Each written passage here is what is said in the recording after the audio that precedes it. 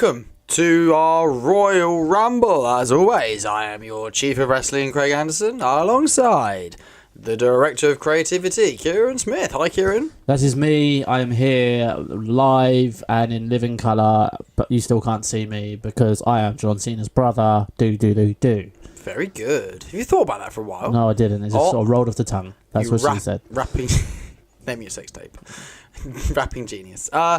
Kieran, I want to talk to you today about the WWE NXT United Kingdom division.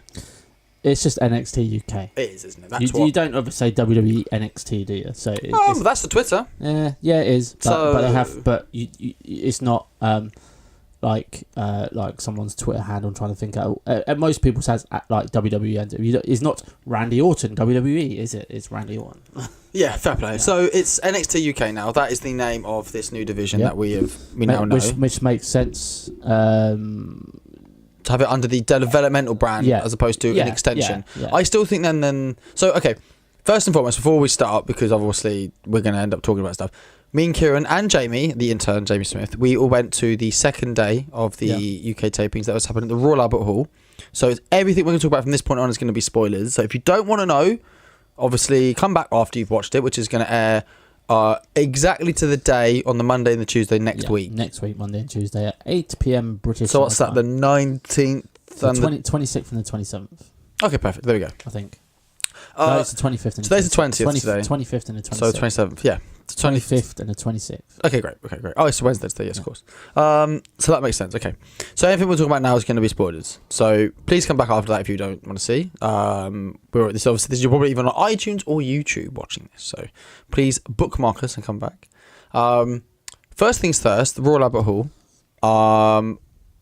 As a venue for wrestling, Kieran, did you like it?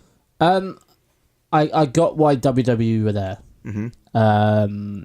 Because it's obviously an historic place. It's quite very iconic. Very iconic. It's bigger than I thought it would be. It's a little. I mean, I've never been, but from pictures and from YouTube tours, things like that, it did remind me a little bit like Madison Square Garden.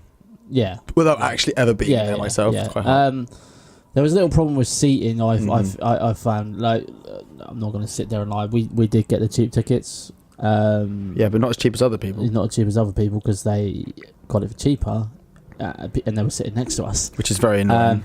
There were a few seats available to move into, and we got to about halfway in the show, and we thought, you know what, we could just literally walk down there and just sit in those seats. Mm-hmm. And I'm surprised that WWE didn't actually move people around because obviously it's recorded for the network. Yeah, there are going to be a few empty seats on the camera. They're opposite the hard cam, which is where obviously the camera's looking. We looked at them seats all night. There were 4 seats in a line at the end of a row that were completely empty. Yeah, and I remember asking our Usher, if you like, not the rapper, who was seating us, and I said, "Can we go down there?" And she went, "Oh, I'm not sure." I'm like, "But you don't really realise what you're seating us to." Yeah, they'd want us to go down there. Yeah, exactly. They'd want us to fill those seats. And the thing is look, this is their first time using the Albert Hall since like 91, 92. Oh, really? Wow. They probably had a different setup back then. And I'm sure that it's all going to be a learning curve when it comes to these UK shows. When they go to Cambridge in a month's time to record the first weekly tapings, they're probably obviously going to make sure that everyone fits in, everyone's in the right place, there's no gaps in the seating like they do with SmackDown, like they do with Raw. Well, they move everyone from the hard cam all the way over to the other side, don't they? They'll get better at doing this, and I think this is just like a first sort of thing. I think they definitely expected more to come to the Albert Hall. Well, we should say the Monday they struggled, and they announced Shawn Michaels because they thought we need more people to come because it's on the same day as England. Yeah. Now, I've seen some photos. Obviously, people didn't go because of England playing.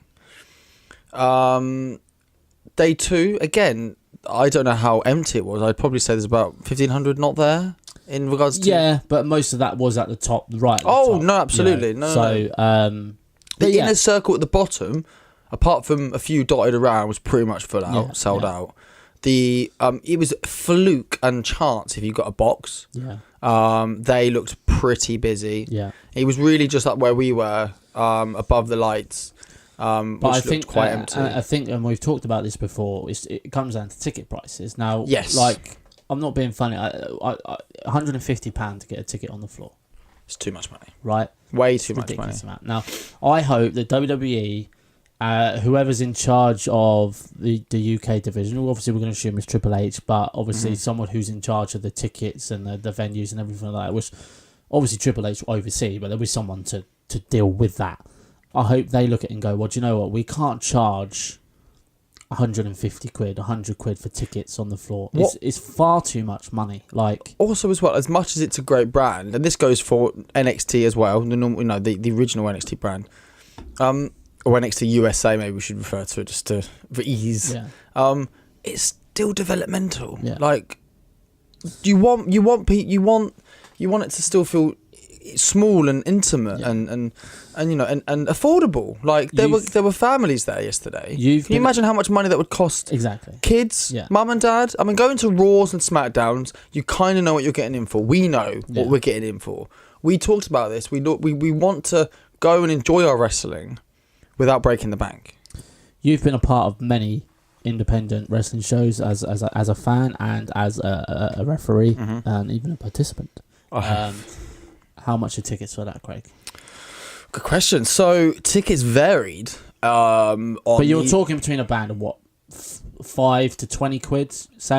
So you have so the smaller family shows, children's ticket prices you could get them as cheap as £5 or £6, and adults from about 10. Yeah, that was on like the smaller ones, the more local ones I did in Leeds, smaller family shows.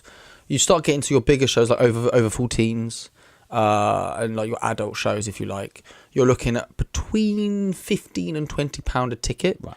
And that is generally a 6-card show, 3 matches, interval 3 matches. Okay, that is generally what you would have. So yeah, only in rare scenarios and ones where you have talent from. I mean, we're talking ex-WWE, Hall of Famers, things like that. You could maybe, in times, get away maybe of £25, but you're that we're talking so 30 is top bracket. I am not saying that WWE should be sitting there charging £20 a ticket, because look, WWE is the number one brand in the world, the number one wrestling company right now. I know this is NXT, I know this is NXT UK, so they can charge slightly less, but I just think 50 quid for us being right at the top. Yep.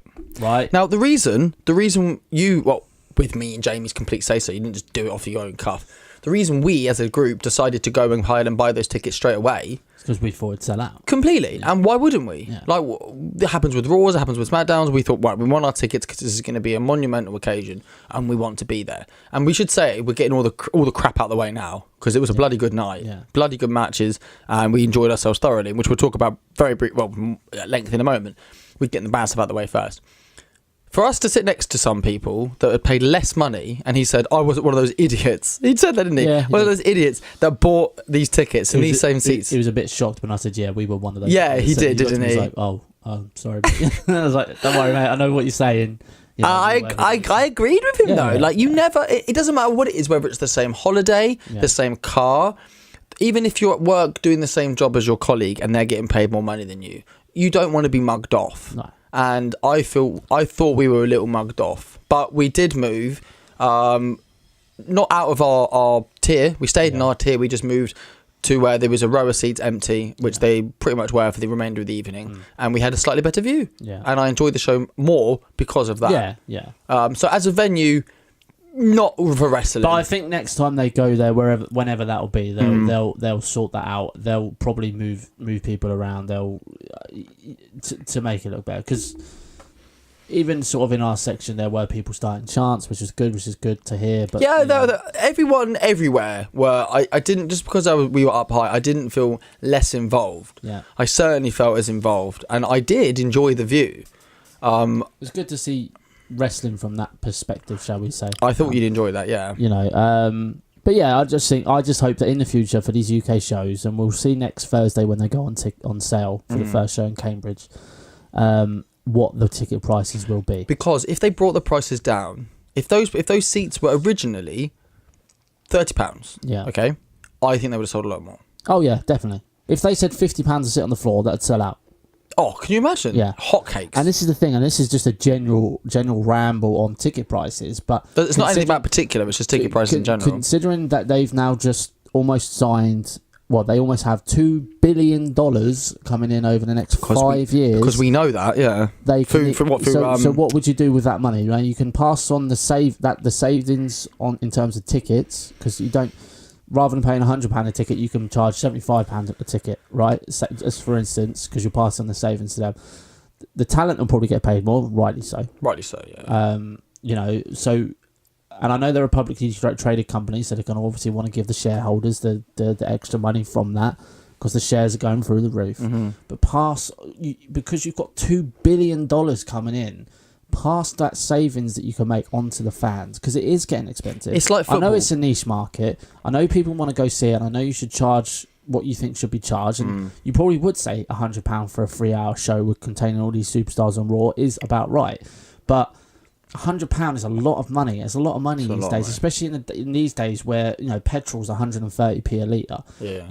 People are struggling to make ends meet every month, and you pay through the roof to watch WWE on Sky over here, because you need to pay £15 to £20 just to get the Sky Sports package. Yeah. So the total cost, even without going, you're already financially, and then we know the network. For me, the network is the best valued. Oh, cool. For thing. $10 or 10 quid. 10 quid. It's amazing. The network for me is the best valued part of WWE. Yeah, and I just think there's no doubt about it. I just hope that they to get NXT UK off the ground, I think they need to start low. Yeah. And if they in a year's time they feel like, right, we're on fire, we can probably pop it up another 10 quid just to get the, because people want to see it, and that's what they'll do, because it's better. They'll pop it up. I just hope it's not. Price a lot of people. I hopefully that because they were network specials. Okay, the Monday and Tuesday. Yeah. We are now going into the world of tapings. Yeah. Where it's going to be. Two? I think they're probably gonna. I don't know how many they're gonna film in the 2 days they go to each location. So what it seems to me it works out. So the first tapings is July 27th, 28th at Cambridge Corn Exchange, I think, or something like that. Which is Saturday and Sunday. Gaming, is that the gaming one? No, that's not the gaming one. The gaming one's in Birmingham in August. That looks good. It seems to me every single taping, except from the August to the October one, there's a month in between. So what they'll do is they'll probably take 2 shows on the Saturday, take 2 shows on the Sunday, and then that's your 4 weeks up until the next tapings, and then tapings. We don't know how that works in terms of NXT takeovers. We'd assume that there'd be at least one takeover in this country every year. At least. We'd assume. We can't assume, but we have to try. Yeah. But whether that means the what we assume will be rebranded as the NXT UK Championship. I think so. Yeah, I mean, it just makes sense. To call it the WWE UK title is great. Yeah. Don't get me wrong, but just to have it in the sense that it's called the NXT North American title, it's called the NXT Tag title, it's called the NXT Women's Championship.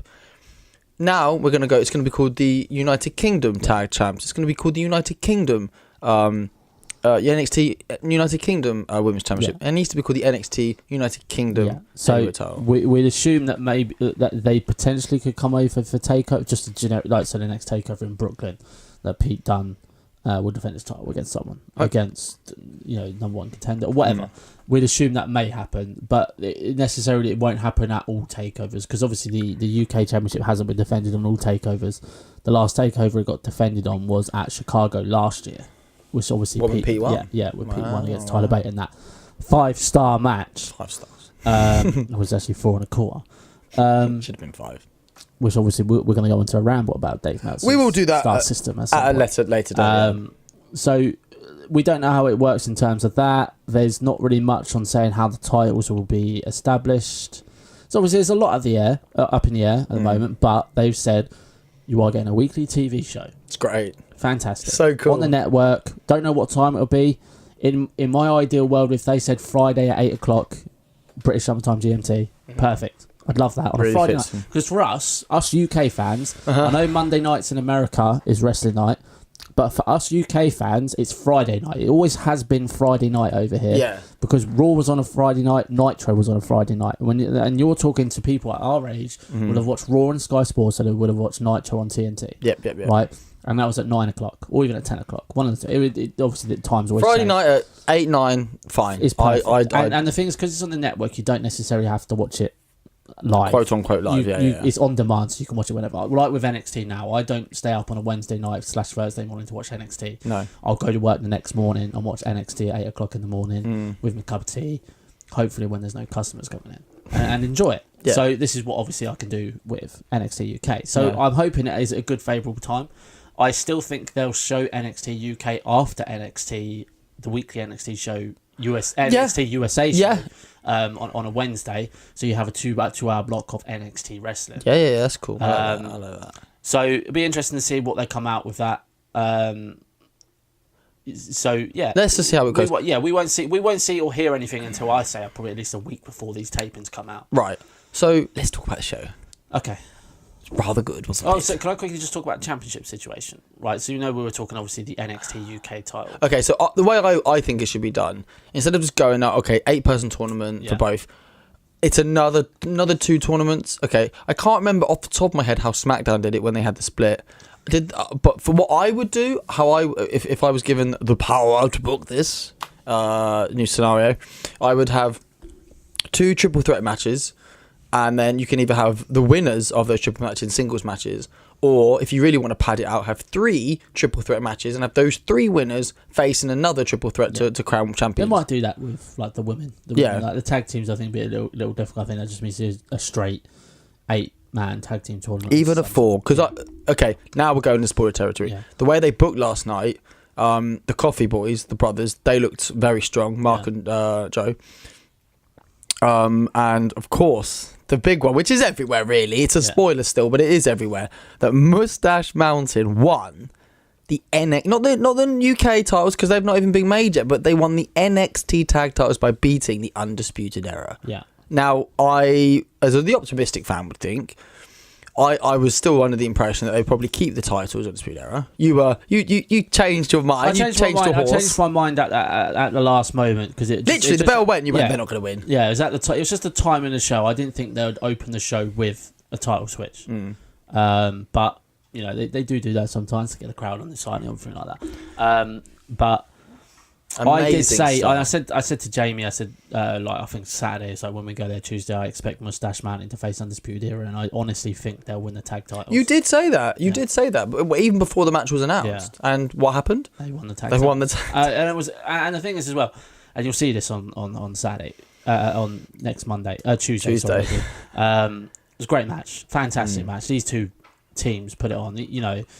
We can say things about Trent Seven, whether he looks like fit enough to be in this division, but he provided like a veteran offense this match, and obviously him sort of helped training Tyler Bate up. Yeah. Like it's like a mentor sort of thing. The whole team works. You can see the euphoria on their faces when they won. I felt happy for Trent. More so. Well, Tyler, it's his first title. Yeah. I mean, Tyler's had the prestigious and the honour of winning the first UK tournament.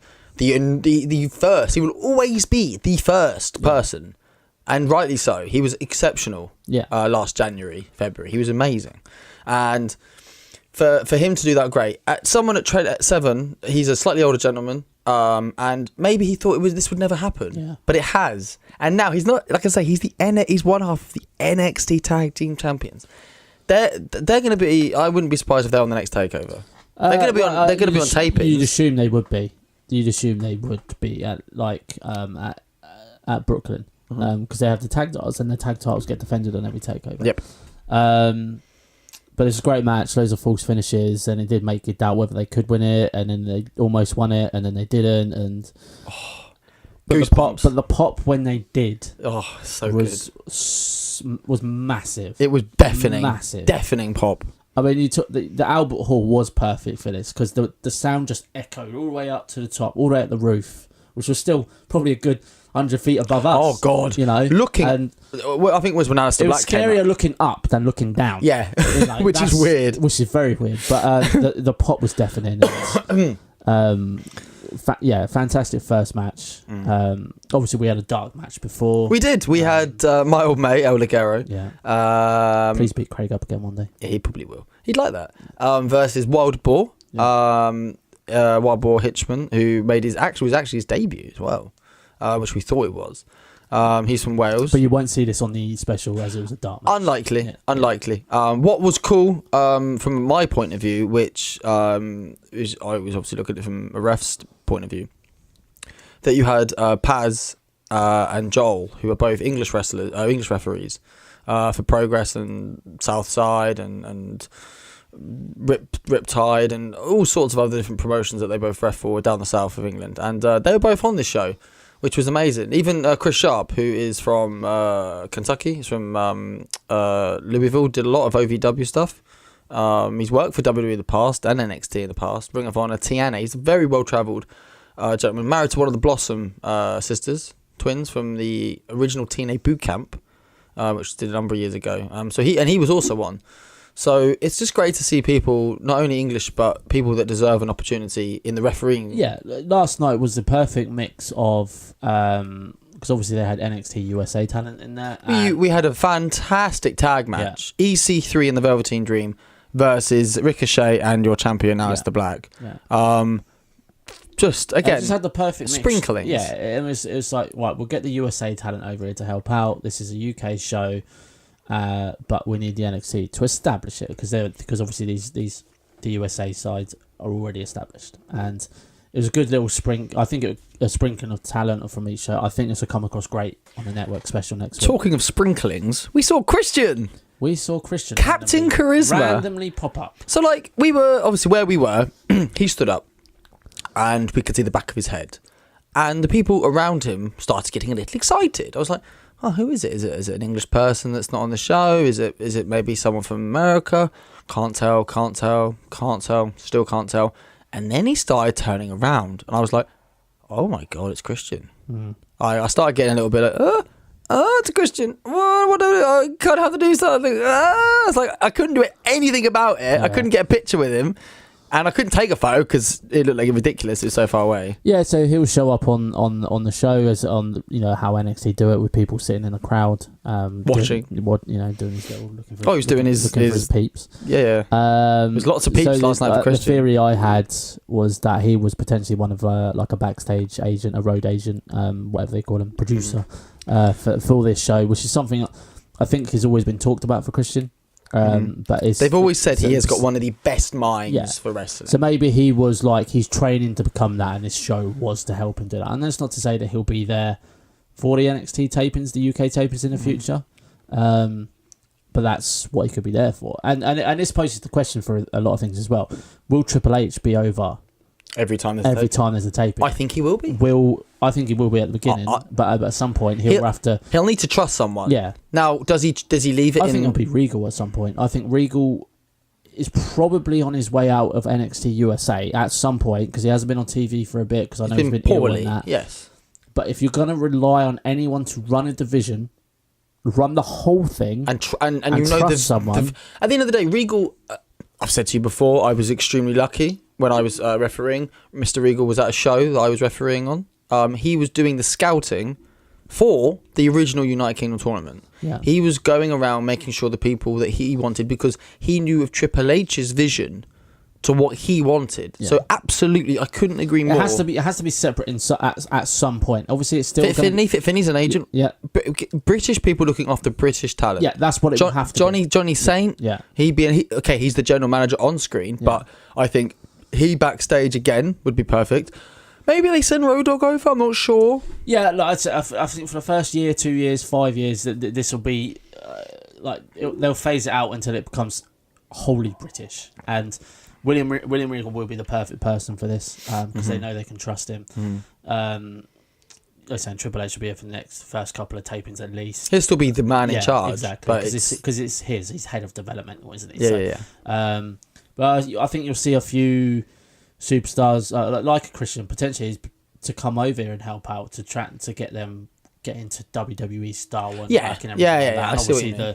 the how to stare at the camera and all those little things that WWE do. Sure. But yeah, so it'll be interesting to see how that works in terms of that and the timings of that. So Triple H is pretty much going to have to end up with a UK passport at this rate. He will do. And another thing, which again, you're foreshadowing 5 years, 6 years. How about 10 years when he's in charge of the main thing? Yeah. Who's going to look after it then? Big questions for another time, but absolutely.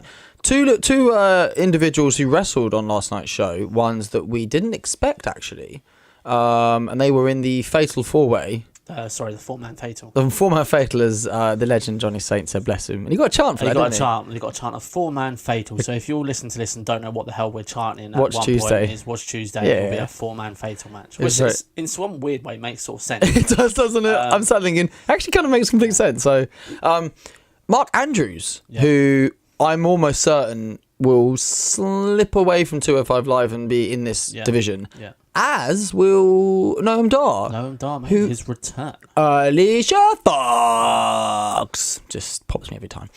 He also made his debut in this division and returned to WWE television. I think he'll stay here, and I think that makes sense. Yes, he's on 205 Live, but I think on 205 Live now they've got enough people to allow him to go to UK, same as Jack Gallagher. Well, Jack, he's another one. He's almost changed his gear again slightly, back into trunks. He's been in this tournament. He, I think, will be in this. Here's a very controversial question, Kieran. I just want your honest opinion. Jack Gallagher, Noam Dar, Mark Andrews, have they been demoted? No. To me, this is better than 205 Live. No. The thing is, though, when you look at the structuring, it almost goes Raw and SmackDown up top, then 205 Live, because it's still main roster, because it's taped with SmackDown. Then I don't think. What I say in the next year, Full Sail, it goes back to Full Sail. Yeah, because they are no longer to do with Raw. 205, and they're not attached to SmackDown. And really. They've not had a pay-per-view title match for a couple of months. No, and they're treading water. 205. So and at some point SmackDown will be going to 3 hours because of Fox. So they have to find that extra hour for 205 Live, and I guarantee that goes back to Full Sail. I'm going to say, let's say 18 months before that, before the Fox contract kicks in. I actually agree with you in that respect. I wanted to ask you the question, so I wanted your opinion, but I actually think this is a smart sprinkling, because people that like Mark Andrews, Noam Dar, Jack Gallagher on the 205, and if they've seen them on Raw, because they've all wrestled on Raw, they go, oh, those guys are him. I quite like Mark Andrews. I'm going to give that UK division a try and see what it's like. Perfect. You're using the UK guys. We've said Killian Dane might pop up from time to time because he's English. He's part of the United Kingdom. Why not? So we talked about. So obviously, it's a little bit kind of a little sidetrack, but I think it goes into this point. So Australia have had a Super Showdown announced in October. They have. Undertaker vs Triple H. Now we said, what's bigger? Is having your own pay-per-view bigger, or is having your own division bigger? Now I said to you, I think having your own division is, because we moan about never having a pay-per-view. We had a pay-per-view for years. Okay, this is a massive talking point. I honestly don't want to spend too much time on this because there's still other bits we want to talk about with regards to last night. But the point I made to you and Jamie over dinner before the show was, would you rather keep your own intimate division? So for us, our UK division is ours, with a sprinkling of people from elsewhere. Would you rather keep it like that, or would you rather have it grow and grow and grow and grow? Prime example, NXT USA, which we'll call it for the time being. Small little intimate, just had it in Full Sail. It was hot, it was electric. And then they started going out and out and out and out. And then they do the same arenas as the pay-per-views do the night before most of the time. And in some cases, not every, but in some cases, the fans, it's too many and it's too big. It needs to almost be smaller venues. Again, this is a fantastic talking point. Yeah. But my point is that Australia are getting their own Super Show, and some UK fans will sit there and say, "Oh, why are they getting their own pay-per-view?" We've got our own division now. Right. This is UK wrestling. So would you rather have at the pinnacle of UK wrestling now? Yes. Right, and especially when you've got World of Sport going on as well at the same time. Oh, it's going to kick off. Which is going to be a competition in itself. Obviously, they'll have more viewers because it's on ITV, but we have our own division now. If you see that as a demotion from NXT, from 205 Live to a division of UK, which will flourish ridiculously well, because I think this is fantastic. I think it will kick off. I think if you look at someone like Pete Dunne, Moustache Mountain, I mean, again, please watch it because Zach Gibson as well. Yeah. People like this coming in, Travis Banks, They are potentially more popular and more over than the 205 Live guys. Yeah. Now, that isn't the 205 Live guys' fault. We should state that because since Drake Maverick's gone in, Rockstar Spud, Triple H taking over, 205 Live has been a far better show. Yeah. But the problem is that if you don't stick around on a Tuesday or you go and watch it, all you have in your memory is 205 Live weren't that good. Yeah. So you're not wanting to go and give it a try. It's a better show, but it needs more of an outlet. The UK show is knowing, and in this country, and we could almost go, this country, the UK show could be better, it could be bigger than what Raw and SmackDown are in this country. I'm not saying it will, but I think it could be. Statement because the bold. You think of the amount of people that watch Raw and SmackDown in this country, because it's on Sky Sports, because you have to pay for it. Because you have to pay £20. Arguably, if you want to go down that, because TNA had a free subscription with on Freeview with Challenge, which they've lost. So that was bigger for them in this country. Yeah, TNA was bigger in this country in terms of viewership. Far bigger. Yeah. Not. But if you say you watch a UK show and you say pay $10 to watch £10 to pay to a UK show, and you say, well, you want to watch Raw and SmackDown, you have to pay £20, but you probably have to pay £40 because you need to get the full Sky subscription, and then you have to record it or stay up into silly hours. Yeah. What are you gonna watch? I think you have a point. I think it's going to take a long time if it does. Of course, you know. But I absolutely love your reasoning behind it. That this our division could become bigger than anything else. That's exactly what Triple H said at the end of the night. He said, "This is our. This is ours, yours. These people behind me. You made this. This is yours." We should state in that Fatal 4-Way match, which was also four-man fatal. That was also competed with. Travis Banks and Flash Morgan Webster. It was such a variety of styles. So we had a Kiwi. We did. We had 2 Welshmen. We did. And we had a Scotsman. We did. Yep. It was like I say and quite loud during this match. "F you Scotland" chant. Oh yes. Oh, and later on with Wolfgang challenging for the North American title versus Adam Cole, which when he does Adam Cole, baby. Oh, dearie me. The absolute, pop, so loud. Yeah. But what I wanted to, and I made you this point, and I know you're going to say the same thing. When he did it the last time, and then this probably won't be on the television, he did it to the live crowd. Everyone was going, one more time for him to do Adam Cole, baby. He got back in the ring, he geared everybody up. Now, if I was him as a heel, like Velveteen Dream did later on when he was top rope, and he said, and everyone was going, go and do it, and then he said, no, I'm not doing it. Adam Cole should have just gone, come on. No, I'm not doing it, and then gone. And for me, that's even better because, that would be even better. But the pop of that is unreal. Thank you. The pop of that is unreal. It's amazing. Yeah, he pandered to the crowd, and that's not a heel thing in my eyes. And Velveteen Dream in the tag match later on, I can't remember what he'd done. He went to the top rope. I think Aleister Black was on the outside. Yeah. And he went to the top, and he was kind of, I thought he was going to do his elbow to the outside. Yeah. And he ended up going, kind of threw his arms to the crowd and then jumped off and went into the ring. That's a heel. And everyone, I think, in some ways, more people, I know... They got it, though. Yeah, they got it. They understood it. Adam Cole Bay was always going to be stupidly loud. It was stupid. Oh, my God. A few of the times I didn't even join in. I just wanted to listen. It's just, if you're a heel, you shouldn't pander to a crowd like that. It's just, I like... But what is a heel and a face these days? Exactly. Marty Scurll is one of the best wrestlers in the world right now, and he is the villain. Yeah. Is he booed? No, he's cheered. He's not, but I just think... It's a very interesting dynamic. Yeah. So Adam Cole kept his North American title. Most of SmackDown won the NXT tag titles. Yeah. Shayna Baszler defended her NXT Women's Championship against Toni Storm from Australia. Watch this match. Very good match. Toni's wrestled a lot in Japan for Stardom, and you've kind of seen her go through this transformation. When she first came over here, and I had the pleasure of refereeing her a few times, she was more of almost like a Bayley type character. She was happy, smiling, hugging, kind of like bright clothes. Now she's almost like kind of like a rock star, frizzy hair, big glasses. They're kind of the hat that I love. The little, it's like a slash hat. Is it from it's called Fascinator, isn't it? Is it? Okay. That's what they wear at Ascot, like horse. But it's a small. I think it's called Fascinators. But she's completely, from what she was when she first came to this country to what she is now, she's completely reinvented herself. Yeah. Probably through wrestling in Japan and all over the world. Yeah.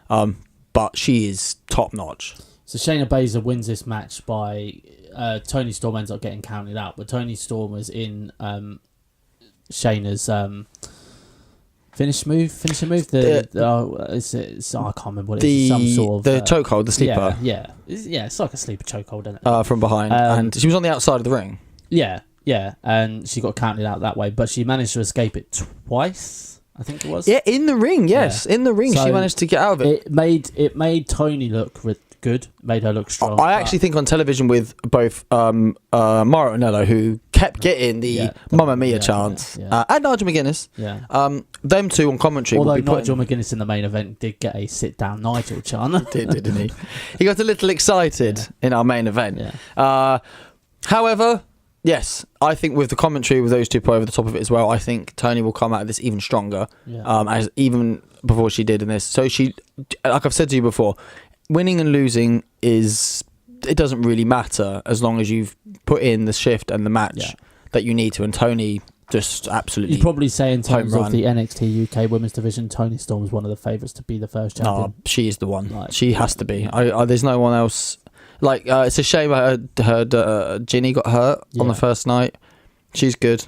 I mean, you can probably state a lot more about the women's wrestling in this country more so than me. I think there are a few out there that I can probably say that deserve to be in this division, but I would say that it's not as deep as what the men's side is at the moment. But I think I think in time it will happen. I just think if someone needs to do, one person that I think needs to come to the UK division straight away from the USA.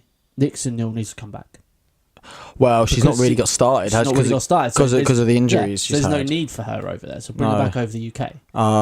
Even Nikki Cross. Yeah, she's Scottish. Yeah, but you don't really until you kind of start talking about the UK division, you don't realise how many people from the UK are already in WWE, Raw, SmackDown, already doing the thing. I wouldn't be surprised if we get Paige over here at some point. Yeah. I generally wouldn't. Yeah, there's a special one-off sort of. Yeah, Johnny can't be here tonight, so I'm here to be your general manager this weekend. Like, I probably when they start recording in Norwich, she'll be there or something. So. Why not? Really? Why not?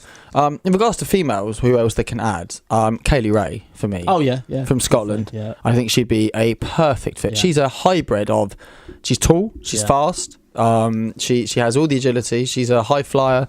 Daredevil risk taker. I think she would be fantastic. And her versus Toni Storm would be a fantastic match. But we do move on to our main event, which was Pete Dunne defending his title against the winner of the United Kingdom tournament, Zach Gibson. The heat on Mr. Gibson was nuclear. I just want to say I predicted Zach Gibson from the beginning.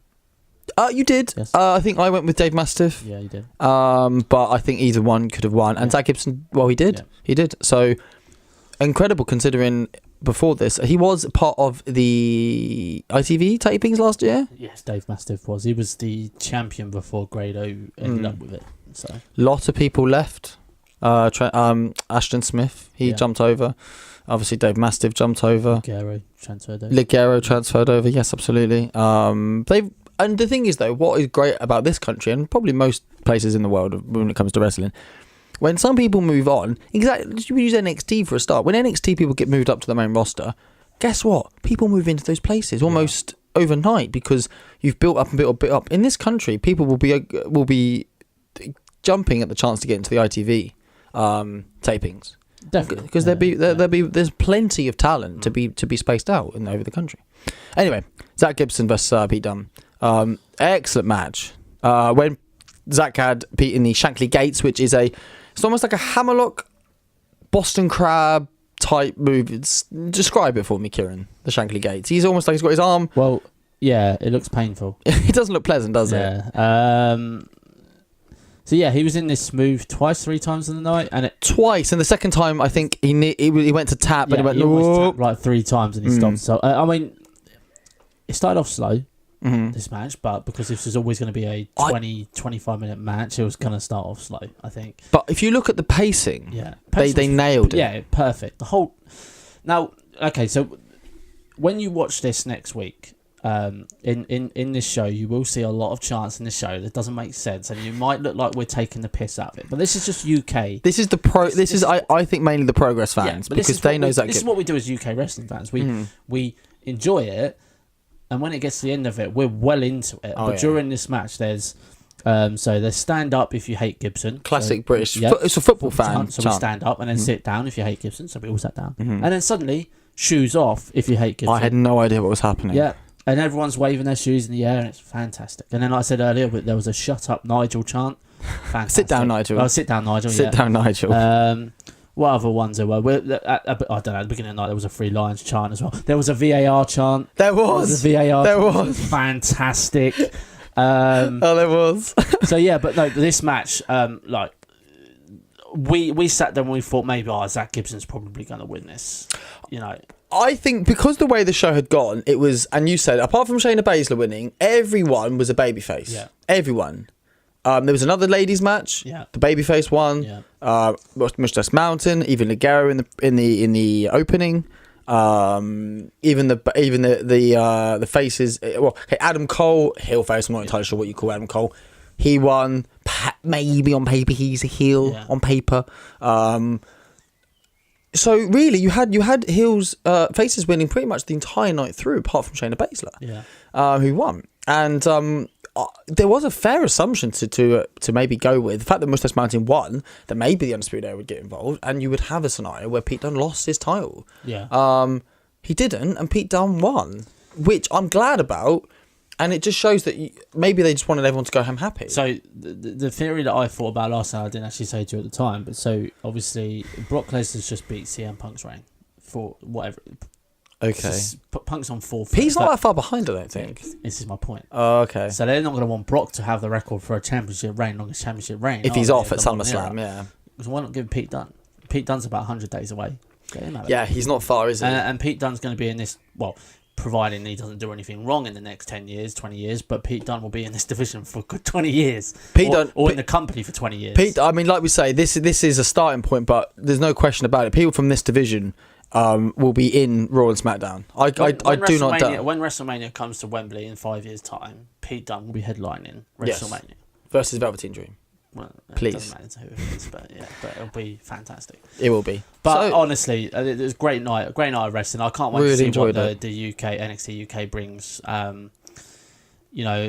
do think in terms of the championship titles, there'll be some sort of tier system in terms of that. Right now, Aleister Black is the NXT, the whole brand of NXT champion. Yeah. Obviously, the UK champion and the North American champion are at the same sort of level. Although they need to probably bump that up now for the United Kingdom title because he's almost the champion. Or do you think that's still? Yeah, but I think at some point, Pete Dunne will challenge Aleister Black because I still think to me Aleister Black is the fate. It's like he's like the undisputed NXT champion. I see. Yeah. Okay, and then everybody else. Everyone else is in the you've got a UK side. So do we think we see Aleister Black now and again? Yeah. Oh no, yeah. Do you know what? It makes sense now. Yeah, okay. That's why they made the North American title because it's representing. In 5 years' time, when they make an NXT Australia or NXT Japan or something like that.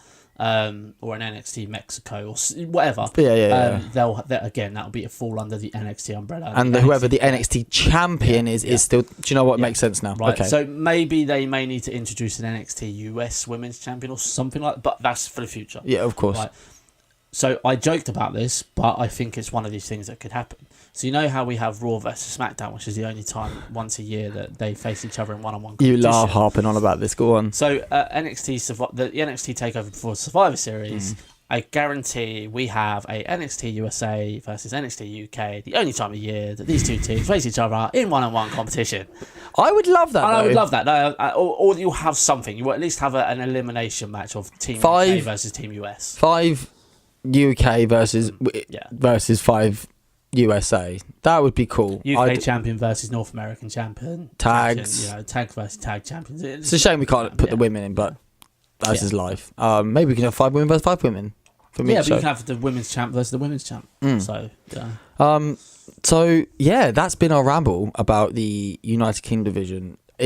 I'm so excited, mate. Yeah. It's giving me... Nice. It's making me want to put the old stripes back on. Yeah, I think you should. I'm not going to lie. I think you should. I've said to you should. So yeah, but look, it's big times. It's big. For any prospective wrestlers out there, it's a great time to get wrestlers, refs, ring announcers, anything. Managers.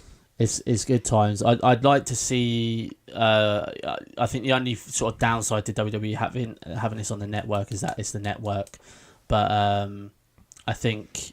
if they could have got it on ITV or a terrestrial channel. Yeah, I know you originally discussed that trying to get the United Kingdom show on a channel 4, 5, whatever, but with the World of Sport, it just gives there's more. Yeah, but World of Sport's not going to be a weekly thing. Well, I think World of Sport's like a 10-part season. Yeah, it's like a 10 or 12. Yeah. So I don't think WWE would have wanted that. I think they would have liked the weekly program every week. They are 52 weeks a year. The one thing that we know about WWE, if nothing else, is that they love continuity and they love every single week. If they said they're going to do something, it's often every week. And they have their own freedom on the network. And also, just quickly before we go.